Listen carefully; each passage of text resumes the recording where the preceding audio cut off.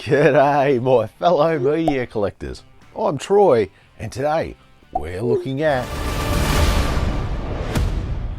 Justice League Crisis on Infinite Earths.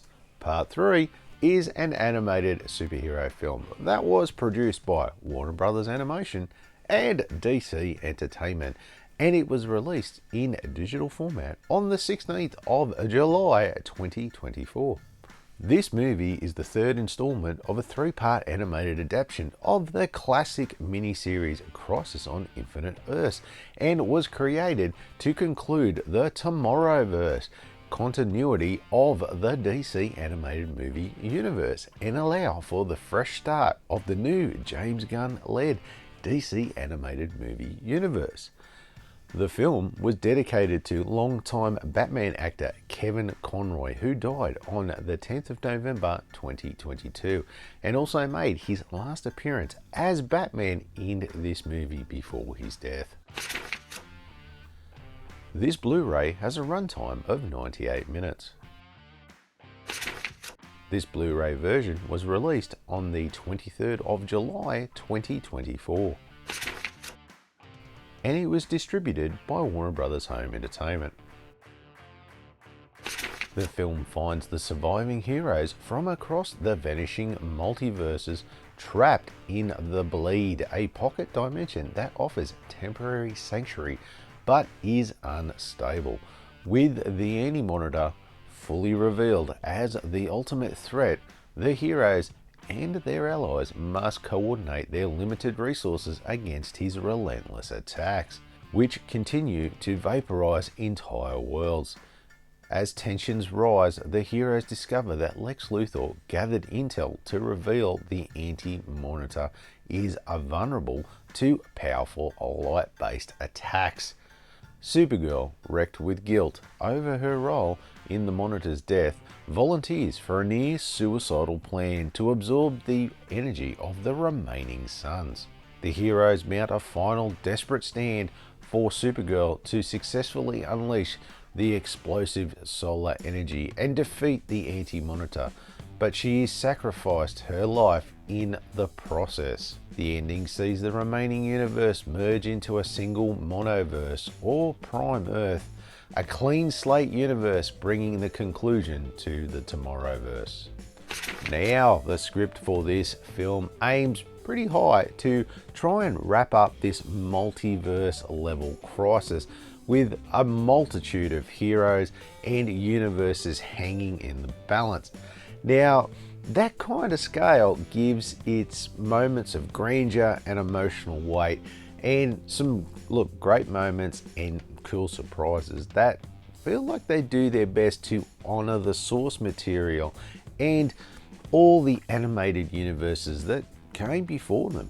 And look, as a fan, I really did appreciate all the nods to the past DC animated universes, legacy characters, and all those little cameos, which, yes, is some big fan service for sure, but also adds some nostalgic weight and helps bring the sense of this multiverse, which is really central to the script's premise, and look to really wipe the slate clean of all those past movies and cartoons. Now, I do feel like part 3 does a better job than part 2 in terms of pushing the story forward, handling its setup, and reaching a climax, which, look, is not perfect, but it does more or less achieve the conclusion to these chapters. Now, because of this mix of nostalgia, grand scale action, multiple character arcs, the film sometimes struggle to really balance so much out. And look, some moments, don't get me wrong, they feel earned and powerful. Others, I feel like they're just checking a box rather than really contributing to pushing the story forward. And in the end, this unevenness pulls the overall impact. Like okay, let's take for instance the Miracle Machine, or Wish Machine, shall we say, is it's such a convenient way to resolve what had become very messy when too many things that were built up or just got undone or bypassed by this one device. when stakes have been built to sacrifice, death, loss, and then this machine just comes along and just rewrites everything. It just undercuts all of their meaning. While the script is ambitious and earnest, it clearly tried to give a big emotional universe spanning finale for the fans, and on some level it did succeed. But however, some of those high points are undermined by the structural and narrative weaknesses like uneven pacing, some plot shortcuts, shall we say, and underdeveloped emotional arcs. And look, for that, for what I'm going to give it, a 16 out of 30. So this movie is based on the DC Comics storyline Crisis on Infinite Earths from 1985 and 1986 by Marv Wolfman and George Perez, and was turned into a film trilogy with the purpose of concluding all of the DC Animated Universe movies, which all began back in 2013. Now, while the film draws a lot of the original premise from the Crisis on Infinite Earths, there is a but, and the filmmakers have noted that certain tragic or emotional moments from the original comics had to be either cut or modified for this movie due to the massive scope of the original comic that had hundreds of DC heroes and villains across countless Earths to cover. And look, just like the other movies, they had to change a few things from the comics in this film, and those include Supergirl's death, as in the comics, Supergirl dies in battle protecting Earth 1's Superman, being directly struck by the Anti-Monitor's energies, while in the movie she uses the solar power, charges up like a bomb, and then detonates herself inside the first Anti-Monitor, killing both him and herself. Also, another change that is from the comics is that in the comic books, in the conclusion of them, there are 5 Earths left, and they merge into this single Prime Earth after Spectre awakens and helps affect a new reality and time reset. With the merging of the universes into this Prime Earth, it becomes very chaotic, disorientating, with heroes and characters suddenly finding themselves in altered realities, some with no memory or awareness of their prior multiverses.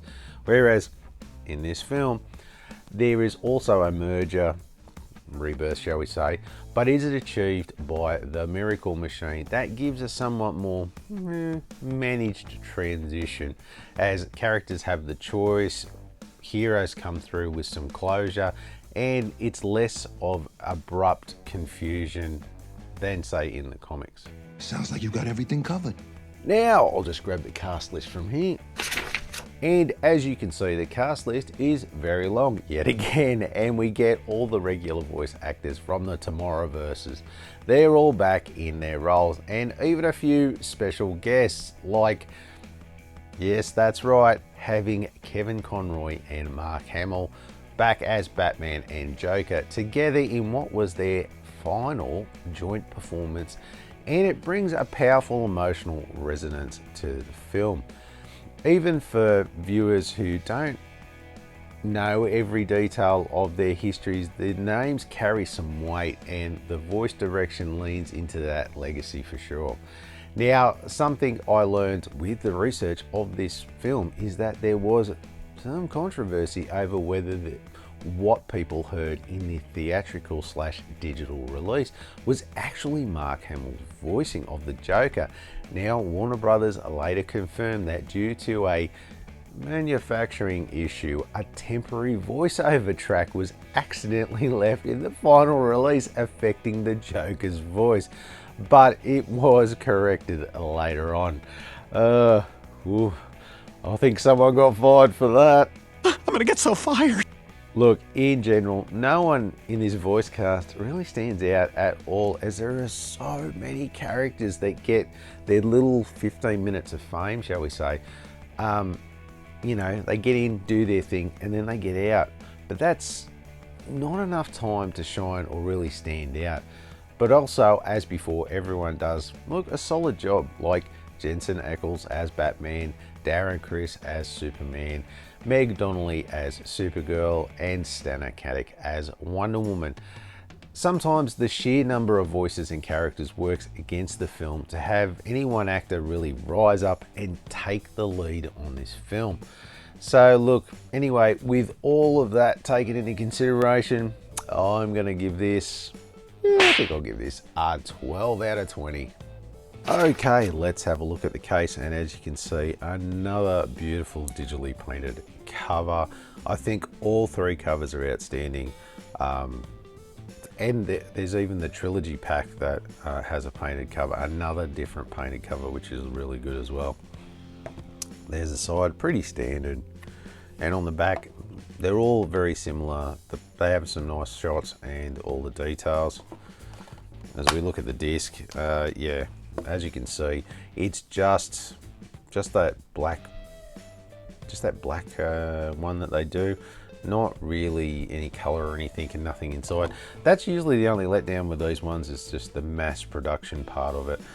Overall, like I said, I am so happy with all of the covers across the board on all three. They're all fantastic, and this one definitely got the most impact with the whole Superman Supergirl thing going on. Yeah, and for that, I'm going to give it, like I have the rest of them, yes, an 8 out of 10. So, there are only two special features on this Blu-ray, and they are a multiverse of inspiration and John, Stuart and Constantine. The first featurette talks about the inspirations and about all of the, shall we say, tip of the hat to some of the DC's old cartoon favourites, like the Super Friends and the Batman animated series that feature in this movie, which was interesting to watch to kind of see where they were coming from. And then we have the other featurette, which is, well, it's okay. It's just talking about John Stewart and John Constantine teaming up in this flick. Look, they are worth watching, but they're not great. That's probably the one thing about this series and about these DVDs, is that for such a big event, there is next to no special features on these things, which is really disappointing. This one is a little better than the last one, so for this time around, I'm actually going to give this a 3 out of 10. As I bring up the Rotten Tomatoes scorecard, as you can see, the critics came in at 20%, a little better than last time, and the audience score came in at, well, that's better, 41%. Okay. Now for the critics, there was only 5 critics, and they were pretty much, well, saying the same thing, that the universe ended with, shall we say, a whimper and not going out with a bang. But when it comes to the audience, there was only about 50 people reviewed it, and most of them had some better things to say about it. And the general consensus was that at least this was better than the second movie, which is true. Now, I do have to side with the audience on this time around, because it was better than the second one. Anyway, if we round those scores out, we're going to get a score of, you guessed it, 3 out of 10. For me, look, this movie was enjoyable enough, and to see the cameos like the Super Friends and the Batman animated series were definite treats, you could say. It was definitely a step up from the last movie, but still not without its flaws, shall we say. But look, it gets some things right, like the scope, the moments of genuine emotion, some closure, and those great legacy nods. But it doesn't quite soar, shall we say, as it has the baggage of having to tie up this huge multiversal plot thread, maintain consistency to the comics, and make something new at the same time. There was some pacing issues and some very big plot holes as well. This film takes some liberties that weaken internal logic and strain credibility, with it switching from universe to universe, leaving you sort of wondering sometimes how certain powers or threats work and why some plot elements exist, etc. One issue I had was with how it all ended, and that came about with the Miracle Machine and the final reset rebirth that resolves this massive threat in a somewhat convenient and abrupt way. It just came across as, well, to me, lazy writing to have a wish machine that just fixes everything so quickly and smoothly. No, sir, I don't like it. Anyway, look, it is better than the second one, that's for sure, but definitely not as good as the first. And I still think you still should watch all three movies, as I think the good kind of outweighs the bad across the three films. So you definitely should check the trilogy out, that's for sure. And look, for that, this one, I'm going to give this, I think, an 11 out of 20. As far as availability goes, this is definitely a 2 out of 5, as it is easy to find everywhere at your local retailers or online. For collectability, I'm going to give this a 3 out of 5, as it's definitely a must-have for your DC fans and completists, but if you're not into it, I wouldn't worry.